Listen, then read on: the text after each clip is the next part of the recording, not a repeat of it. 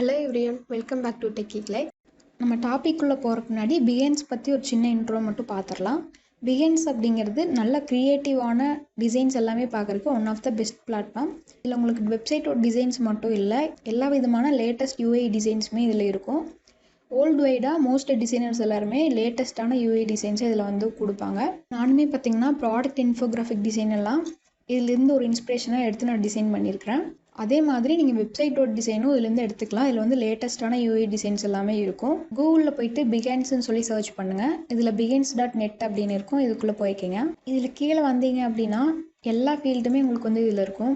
நம்ம வந்து இப்போ வெப்சைட்டுக்கு வந்து பார்க்க போகிறோம். அதனால் இந்த க்ரியேட்டிவ் ஃபீல்ட்ஸ் அப்படிங்கிற இந்த ஃபில்டர் ஃபஸ்ட்டு கிளிக் பண்ணிக்கோங்க. இதை கிளிக் பண்ணிவிட்டு க்ரியேட்டிவ் ஃபீல்டு அப்படிங்கிறத கொடுத்துட்டு இங்கே கீழே வந்தீங்க அப்படின்னா வெப் டிசைன் இருக்கும். இதை வந்து கிளிக் பண்ணிக்கோங்க. எனக்கு வந்து டேரெக்டாக பிஹேன்ஸில் வந்து சர்ச் பண்ணுறத விட கூகுளில் இந்த மாதிரி போட்டுட்டு பின்னாடி பிஹேன்ஸ் அப்படின்னு போட்டோம்னா எனக்கு நிறைய இமேஜ் வந்து கிடச்சி. இதில் இமேஜஸ்குள்ளே போய்க்குங்க. இப்போ பார்த்தீங்கன்னா நம்மளுக்கு நிறைய கிடைக்கும். டெம்ப்ளேட்ஸ் எல்லாமே ஃபாரின் கிளைண்ட்ஸ்க்கு நல்லா பிடிக்கும். ஏன்னா அதில் வந்து டிசைன்ஸ் எல்லாமே ரொம்ப மினிமலாக இருக்கும், ஆனால் நல்லா ப்ரீமியம் லுக்காக இருக்கும். இப்போ உங்களுக்கு பிடிச்ச டெம்ப்ளேட் வந்து கிளிக் பண்ணி உள்ளே வந்தீங்க அப்படின்னா இந்த மாதிரி வந்து உங்களுக்கு காமிக்கும். ஒரு சில டெம்ப்ளேட்டில் பார்த்தீங்கன்னா உங்களுக்கு இந்த மாதிரி ஹீரோ செக்ஷன் மட்டும்தான் கொடுத்துருப்பாங்க. நீங்கள் கூகுளில் போயிட்டு கூட இந்த மாதிரி பிஸ்னஸ் வெப்சைட் டிசைன் பிஹேன்ஸ் அப்படின்னு போட்டிங்கன்னா டெம்ப்ளேட்ஸ் வந்து காமிக்கும். இதுலேருந்து கூட நீங்கள் வீவ் இமேஜ் கொடுத்து டவுன்லோட் பண்ணிக்கலாம். இந்த டெம்ப்ளேட்ஸ் வந்து மோஸ்ட்டாக நீங்கள் ஃபாரினர்ஸ்க்கு ஏதாவது வெப்சைட் டிசைன் பண்ணுறீங்க அப்படிங்கும்போது இது யூஸ் பண்ணிக்கோங்க.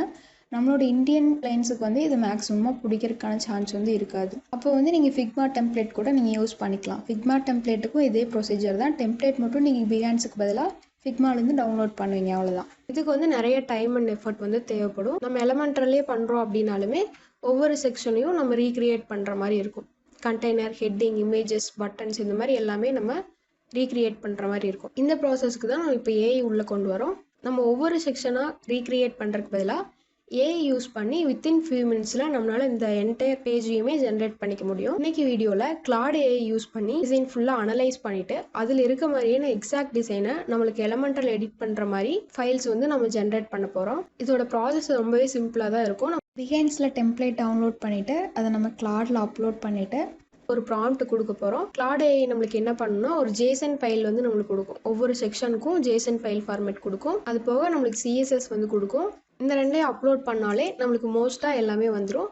இமேஜுக்கு மட்டும் நம்மளுக்கு அது காப்பிரைட் இருக்கும் அப்படிங்கிறனால இமேஜ் மட்டும் நம்மளுக்கு கொடுக்காது, பிளேஸ் ஹோல்டர்ஸாக கொடுத்துரும். நம்ம அதோட எக்ஸாக்ட் வித் ஹைட் எல்லாமே வச்சு நம்ம கேன்வா மூலமாகவோ இல்லை வேறு ஏதாவது ஃப்ரீ சோர்சஸ் மூலமாக யூஸ் பண்ணி இமேஜ் ஜென்ரேட் பண்ணி அப்லோட் பண்ணிக்கலாம். நம்ம என்டையர் பேஜையுமே ஒரே டைமில் கேட்கறதுக்கு பதிலாக ஒவ்வொரு செக்ஷனுக்கும் ஒவ்வொரு டெம்ப்ளேட்டாக நம்ம கேட்டோம் அப்படின்னா அதோட கோட் வந்து ரொம்பவே க்ளீனாக இருக்கும்.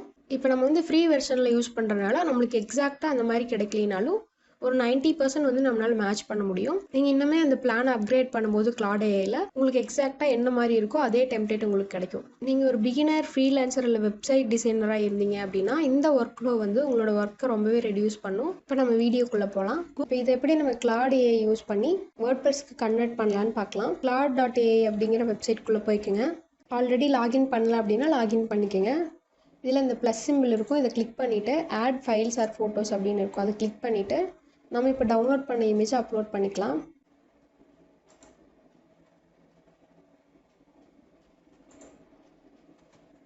இமேஜ் அப்லோட் பண்ணதும் நான் உங்களுக்கு ஒரு ப்ராம்ப்ட் கமெண்ட்டில் பின் பண்ணுறேன்.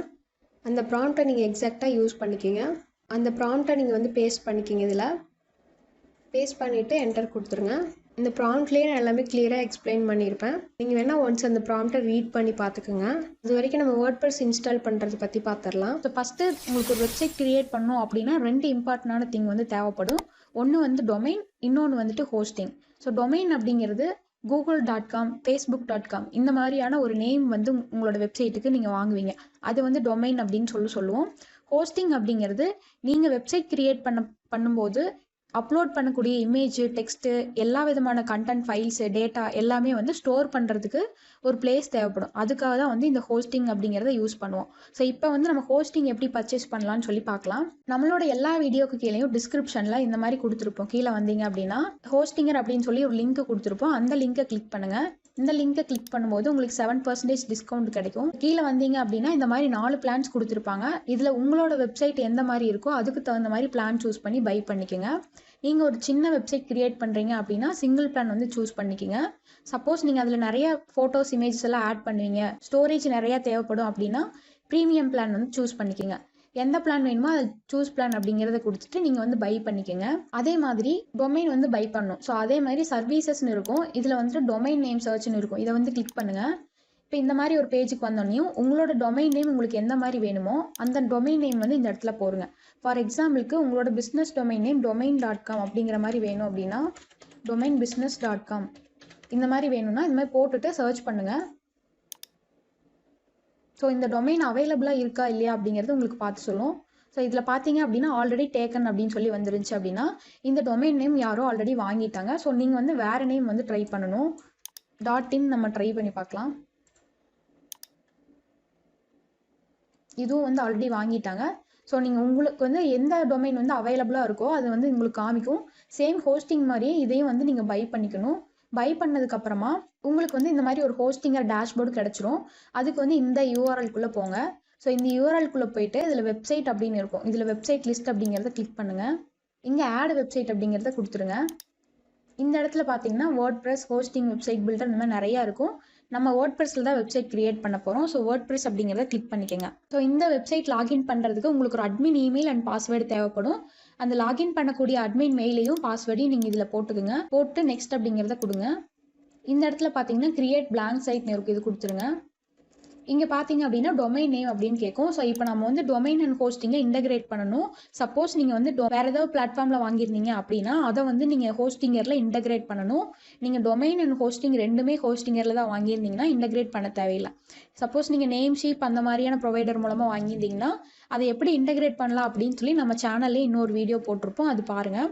ஸோ இப்போதைக்கு வந்துட்டு நீங்கள் டொமைன் இதே இதில் வாங்கியிருந்தீங்கன்னா எப்படி WordPress இன்டகிரேட் பண்ணி கிரியேட் பண்ணலான்னா இந்த இடத்துல வந்து உங்கள் டொமைன் நேமை போடுங்க. இப்போ வந்து உங்களோட டொமைன் நேம் இதுவாக இருந்துச்சு அப்படின்னா ஃபுல் நேம் டைப் பண்ணிக்கோங்க. இந்த மாதிரி டைப் பண்ணோடனே உங்களுக்கு பார்த்தீங்கன்னா கீழே வந்து ஒரு டொமைன் நேம் காமிக்கும். ஸோ இந்த மாதிரி do you own this domain use it அப்படின்னு சொல்லி காமிக்கும்.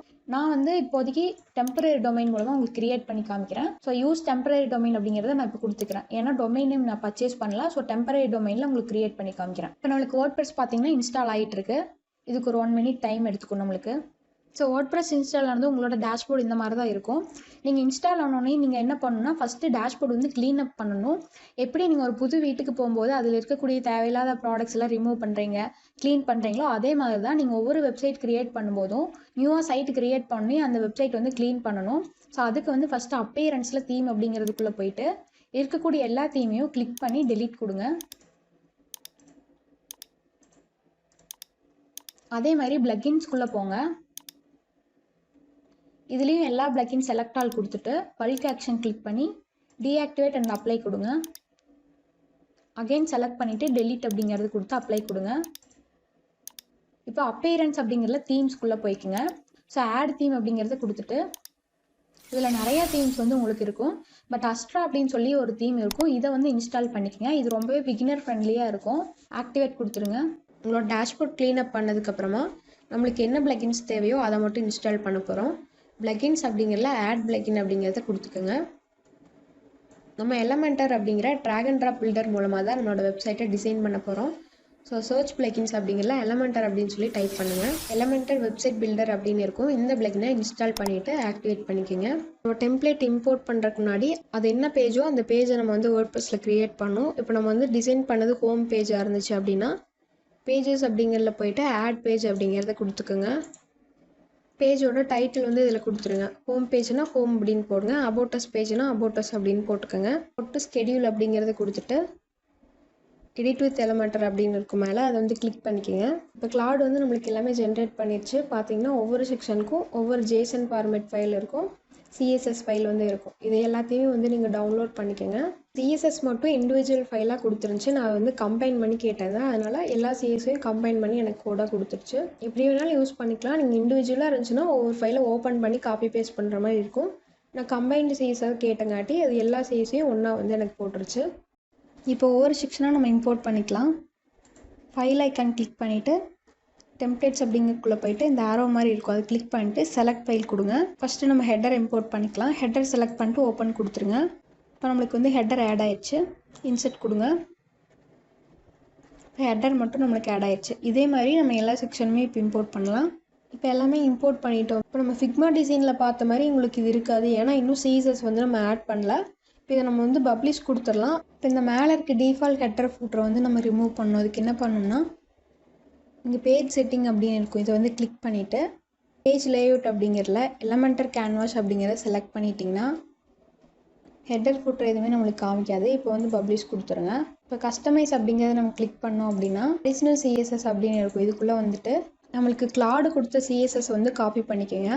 நான் ஃபஸ்ட்டே சொன்ன மாதிரி மேலே இருக்கிறது வந்து எனக்கு டெம்ப்ளேட்டாக கொடுத்துருந்துச்சு. இதை நான் டவுன்லோட் பண்ணி ஓப்பன் பண்ணி தனித்தனியாக பார்க்குற மாதிரி இருந்துச்சு. நான் அகைன் வந்து கம்பைன்ட் CSS கேட்டங்காட்டி எல்லாமே எனக்கு கம்பைண்டாக கொடுத்துருச்சு. இதை வந்து நான் காப்பி பண்ணிவிட்டு இதில் பேஸ்ட் பண்ணிக்கிறேன். இப்போ பார்த்தீங்கன்னா நம்ம CSS பேஸ்ட் பண்ணதும் நம்ம ஸ்க்ரீன்ஷாட்டில் எப்படி டிசைன் பார்த்தோமோ அதே மாதிரி உங்களுக்கு வந்துடுச்சு. இன்னும் நம்மளுக்கு இதில் வந்து இமேஜஸ் மட்டும் ஃபிக்ஸ் பண்ணுற மாதிரி இருக்கும். ஒரு சின்ன சின்ன அலைன்மெண்ட்ஸ் மட்டும் நம்ம செக் பண்ணணும்.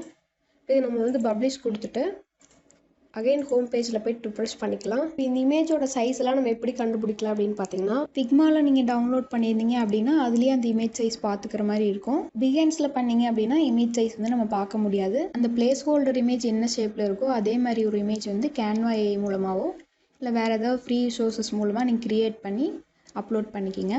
அகைன் நம்ம இந்த பேஜில் போயிட்டு இதை நம்ம கிளிக் பண்ணி சூஸ் இமேஜ் கொடுத்துட்டு அப்லோட் ஃபைல்ஸ் செலக்ட் ஃபைல்ஸ் கொடுத்து டவுன்லோட் பண்ண இமேஜை செலக்ட் பண்ணிக்கலாம். இப்போ பார்த்தீங்கன்னா நம்மளுக்கு ப்ராப்பராக ஒரு அலைன்மெண்ட் வந்து உங்களுக்கு தெரியும். இந்த இடத்துல இந்த growthwares அப்படிங்கிற லெட்டர் வந்து நம்மளுக்கு தேவையில்லை, இதை வந்து டெலீட் பண்ணிடலாம். இப்போ இந்த இமேஜ் நம்ம பார்க்கலாம், அதே ப்ரொசீஜர் தான். இதே மாதிரி நான் எல்லாத்துக்கும் அப்லோட் பண்ணுறேன். இந்த மாதிரி ஒரு சின்ன சின்ன அலைன்மெண்ட் மட்டும் நம்ம பார்க்குற மாதிரி இருக்கும். அதே மாதிரி இந்த மெனு டெக்ஸ்ட் எல்லாமே பார்த்தீங்கன்னா சின்ன சின்னதாக இருக்குது. இப்போ இதை எடிட் பண்ணணும் அப்படின்னா நீங்கள் எலமெண்டரில் வந்து எடிட் பண்ணிங்கன்னா ஒர்க் ஆகாது, ஒர்க் ஆகலை. ஏன் அப்படின்னா இதோட எடிட் வந்து நம்ம இந்த கஸ்டமைஸில் நம்ம எடிட் பண்ணியிருக்கோம். ஸோ அதை வந்து இதில் எடிட் பண்ணும்போது ஒர்க் ஆகாது. இந்த எலமெண்டரில் ஒரு ஸ்டைல் யூஸ் பண்ணுவோம், உங்களுக்கு கஸ்டமைஸில் இதில் நம்ம ஒரு ஸ்டைல் யூஸ் பண்ணியிருக்கிறோம். இப்போ இந்த ரெண்டில் உங்களுக்கு எது இம்பார்ட்டண்ட்டாக இருக்கோ அதுதான் வந்து உங்களுக்கு காமிக்கும் இதில். இப்போ சப்போஸ் வந்து உங்களுக்கு இதில் ஆல்ரெடி இந்த கஸ்டம் CSSலாம் நம்ம ஆட் பண்ணலை அப்படிங்கும்போது அந்த செட்டிங்ஸ் எல்லாம் ஒர்க் ஆகும். இப்போ இந்த கண்டெய்னரை கிளிக் பண்ணிவிட்டு அட்வான்ஸ்டில் போகிறேன். இதில் மார்ஜின் வந்து நம்மளுக்கு செட் பண்ணவே இல்லை. அப்போ இந்த மார்ஜின் வந்து நம்மளால் பண்ண முடியும். இப்போ பார்த்தீங்கன்னா மார்ஜின் நம்மளுக்கு ஒர்க் ஆகும். இதே இது நான் பேடிங் பண்ணி காமிக்கிறேன், பேடிங் வந்து ஒர்க் ஆகாது. ஏன்னா இது வந்து நம்ம அடிஷ்னல் CSSல ஆட் பண்ணியிருக்கோம். சப்போஸ் உங்களுக்கு எதாவது எடிட் பண்ணணும்னா நீங்கள் அதை வந்து கிளாட் AI-லேயே நீங்கள் சொன்னீங்க அப்படின்னா என்ன சேஞ்சஸ் பண்ணணும்னு சொன்னீங்கன்னா அது உங்களுக்கு வந்து சேஞ்ச் பண்ணி கொடுத்துரும். இப்போ நம்ம பப்ளிஷ் கொடுத்துடலாம். இப்போ போன வீடியோ கமெண்ட்டில் வந்து ஒரு சிலர் ஒர்க் ஆகலை CSS அப்படின்னு சொல்லியிருந்தீங்க. இதில் நானுமே வந்து டெம்ப்ளேட் இம்போர்ட் பண்ணும்போதும் CSSல பேஸ்ட் பண்ணும்போதும் ஒரு சில இஷ்யூஸ் வந்து ஃபேஸ் பண்ணேன். அதை எப்படி ரெக்டிஃபை பண்ணுறது அப்படிங்கிறத நான் இப்போ சொல்லிடுறேன். இப்போ பண்ணி காமிக்கிறேன். இப்போ வந்து ஃபைல் ஐக்கான் கிளிக் பண்ணிட்டோம். இதில் இந்த அப்லோட் ஐக்கான் கிளிக் பண்ணிவிட்டு செலக்ட் ஃபைல் கொடுத்துட்டு அகைன் JSON ஃபார்மேட் அப்லோட் பண்ணுறேன். இப்போ பார்த்தீங்கன்னா இந்த மாதிரி the source does not support import அப்படின்னு சொல்லி வருதுங்களா. இது எதனால் வருது அப்படின்னா நான் இந்த ஃபைல் ஐக்கான் கிளிக் பண்ணி உள்ளே வந்ததுமே பார்த்தீங்கன்னா பிளாக்ஸ் அப்படின்னு இருக்கும். இதில் இருக்கும்போதே நீங்கள் இம்போர்ட் பண்ணீங்க அப்படின்னா உங்களுக்கு அது வந்து ஒர்க் ஆகாது. வந்து டெம்ப்ளேட்ஸ் அப்படிங்கிறத கிளிக் பண்ணிவிட்டு இது லோட் ஆனதுக்கப்புறம் அப்லோட் ஐக்கான் கிளிக் பண்ணி இதுக்கப்புறம் இம்போர்ட் பண்ணிங்க அப்படின்னா உங்களுக்கு இம்போர்ட் ஆயிடுச்சு. இப்போ இன்னொன்று வந்து CSS ஒர்க் ஆகலை அப்படிங்கிறத நான் சொல்லியிருந்தேன். CSS ஒர்க் ஆகலைங்கிறதுக்கு நிறைய ரீசன் இருக்குது. கிளாடே வந்து தப்பாக கொடுத்துருக்கு நம்மளுக்கு CSS இல்லை அப்படின்னா நம்மளுக்கு ப்ராப்பராக இதில் வந்து இந்த JSON ஃபார்மேட் அப்லோட் பண்ணும்போது இந்த ஒவ்வொரு எலமெண்ட்டுக்கும் இதில் ப்ராப்பராக CSS கிளாஸ் வந்து மென்ஷன் ஆகிருக்காது. CSS கிளாஸ் அப்படிங்கிறது என்னென்னா இப்போ இந்த லோகோ இருக்குன்னா இதை வந்து கிளிக் பண்ணிவிட்டு அட்வான்ஸ்ட் அப்படிங்கிறதுக்குள்ளே போகிறேன். இதில் லேஅவுட் அப்படிங்கிறதுல கீழே வந்தீங்கன்னா இங்கே CSS கிளாஸ் அப்படிங்கிறதுல இந்த இடத்துல வந்து இதில் மென்ஷன் ஆகிருக்கு GV லோகோ ஐக்கான் அப்படின்னு சொல்லி இருக்குது. சப்போஸ் இது மென்ஷன் ஆகலை அப்படிங்கும்போது இதுக்கு உண்டான ஸ்டைல் எதுவுமே இதில் வந்து அப்ளை ஆகாது. இப்போ இதை வந்து நான் காப்பி பண்ணி உங்களுக்கு அடிஷ்னல் CSSல எங்கே மென்ஷன் ஆயிருக்குன்னு காமிக்கிறேன். இப்போ கஸ்டமைஸில் போயிட்டு இங்கே கிளிக் பண்ணிவிட்டு Ctrl F கொடுத்துட்டு பேஸ்ட் கொடுத்து சர்ச் பண்ணோம் அப்படின்னா இந்த கிளாஸ் எங்கெல்லாம் மென்ஷன் ஆயிருக்கு அப்படிங்கிறது உங்களுக்கு இதில் வந்துடும். இப்போ பார்த்தீங்கன்னா இந்த இடத்துல நம்ம மென்ஷன் பண்ணியிருக்கோம். இப்போ அந்த லோகோக்கு உண்டான வித்து மேக்ஸ் வித்து மின் வித்து எல்லாமே வந்து இதில் செட் பண்ணியிருக்கோம். இப்போ சப்போஸ் இந்த கிளாஸில் மென்ஷன் பண்ணலை அப்படிங்கும்போது இந்த ஸ்டைல் எதுவுமே வந்து இதில் அப்ளை ஆகாது. அதனால தான் உங்களுக்கு வந்து ப்ராப்பராக CSS வந்து காமிக்க மாட்டேங்குது. ஸோ அந்த மாதிரி டைமில் என்ன பண்ணுங்கன்னா, உங்களுக்கு அப்ளை ஆகலை அப்படிங்கும்போது இந்த சிஎஸ்எஸ் கிளாஸ் வந்து இருக்குதா அப்படிங்கிறத செக் பண்ணிக்கோங்க. இல்லை அப்படின்னா அகைன் நீங்கள் கிளாடில் போயிட்டு இந்த மாதிரி கொடுத்த ஜேசன் ஃபார்மேட்டில் சிஎஸ்எஸ் கிளாஸ் வந்து எலமெண்ட்ஸில் மென்ஷன் ஆகலை அப்படிங்கிறத சொன்னீங்கன்னா அது அகைன் இந்த சிஎஸ்எஸ் கிளாஸோடு வந்து கொடுக்கும். சம்டைம்ஸ் வந்து கிளாஸ் மென்ஷன் ஆகிருக்கும், அது வந்து தப்பாக போட்டிருக்கும். ஸோ இப்போ வந்து ஒரு நியூ ப்ராம்ப்டாக நான் உங்களுக்கு கொடுக்குறேன். அந்த ப்ராம்ப்ட்லேயே நான் எல்லாமே கிளியராக மென்ஷன் பண்ணியிருப்பேன். ஜேசன் ஃபார்மேட்டில் என்னென்னலாம் இருக்கணும், சிஎஸ்எஸ் ஃபைல் கொடுத்தா அதில் என்னென்னலாம் ப்ராப்பராக மென்ஷன் ஆகிருக்கணும் அப்படிங்கிறது எல்லாமே இந்த நியூ ப்ராம்ப்டில் நான் கொடுத்துருக்குறேன். மோஸ்ட்டாக உங்களுக்கு எந்த இஷ்யூவும் வராது. அது யூஸ் பண்ணிவிட்டு எப்படி உங்களுக்கு ஒர்க் ஆகுது அப்படிங்கிறத சொல்லுங்கள். சப்போஸ் அதுலேயே ப்ராப்ளம் வந்துச்சு அப்படின்னா என்ன ப்ராப்ளம்னு சொல்லுங்கள். நான் அதை நெக்ஸ்ட் வீடியோவில் உங்களுக்கு சால்வ் பண்ணி எப்படி சால்வ் பண்ணுறேன்னு சொல்கிறேன். நீங்கள் ஒரு டிஜிட்டல் மார்க்கெட்டிங் ஏஜென்சி ரன் பண்ணிகிட்ருக்கலாம், ஃப்ரீலான்ஸ் பண்ணிகிட்ருக்கலாம். உங்களோட கிளைண்ட்ஸ்க்கும் இதே மாதிரி ஒரு வெப்சைட் டிசைனிங் பண்ணி கொடுக்கணும் அப்படின்னு நினைக்கிங்களா? ஸோ இந்த வீடியோ உங்களுக்கு தான். ஜஸ்ட்டு 21 டேஸில் ஸ்டெப் பை ஸ்டெப்பாக ஒரு வெப்சைட்டை உங்களால் பில்ட் பண்ண முடியும். அதுவும் ஃபுல்லி ஃபங்க்ஷனல் அண்ட் ப்ரொஃபஷனல் லுக்கோட உங்கள் வெப்சைட்டை பில்ட் பண்ண முடியும். அதுக்கு நான் உங்களை 21 டேஸ் வெப்சைட் க்ரியேஷன் சேலஞ்சுக்கு ஜாயின் பண்ண இன்வைட் பண்ணுறேன். அதுக்கு முன்னாடி இது எப்படி ஒர்க் ஆகுது அப்படின்னு தெரிஞ்சுக்கோங்க. ஒவ்வொரு நாளும் உங்களுக்கு வந்து சிம்பிளாக எப்படி வெப்சைட்டை பில்ட் பண்ணலாம் அப்படிங்கிறத சொல்லி தருவோம். ஸோ அது சொல்லி முடித்ததுமே டெய்லியுமே ஈஸியாக ஒரு ஃபாலோ அப் டாஸ்க் இருக்கும் உங்களுக்கு. இதில் எந்த ஒரு கோடிங்குமே நீங்கள் பார்க்க மாட்டீங்க. நிறைய டெக்னிக்கல் நாலேஜ் வேணும் அப்படிங்கிறதும் இல்லை. ஜஸ்ட்டு கிளியர் இன்ஸ்ட்ரக்ஷனோட ரியல் எக்ஸாம்பிளோட உங்களுக்கு வந்து எல்லாமே இருக்கும். அண்ட் ஆல்சோ இந்த எண்ட் ஆஃப் த சேலஞ்சில் நீங்கள் ஜஸ்ட் லேர்ன் மட்டும் பண்ணிக்க மாட்டீங்க, நீங்கள் ஒரு ரியல் வெப்சைட்டை பில்ட் பண்ணியிருப்பீங்க. உங்களுக்கு இதில் 0 நாலேஜ் இருந்தாலும் ஜஸ்ட் 21 டேஸில் உங்களால் 2 வெப்சைட்டை பில்ட் பண்ண முடியும். வெப்சைட் க்ரியேட் பண்ணும்போது கண்டிப்பாக டவுட்ஸ் வரும். ஸோ அந்த மாதிரி டைமில் உங்களுக்குன்னு ஒரு சப்போர்ட்டிவ் கம்யூனிட்டி இருக்கும். நீங்கள் என்ன இஷ்யூ ஃபேஸ் பண்ணாலும் கம்யூனிட்டியில் போஸ்ட் பண்ணலாம். அதுக்கான சொல்யூஷனை நாங்கள் சொல்லுவோம். So stop waiting, start building. ஸ்க்ரீனில் தெரிகிற வாட்ஸ்அப் நம்பருக்கு காண்டாக்ட் பண்ணுங்கள். Join our 21 days website creation challenge today and let's turn your idea into reality.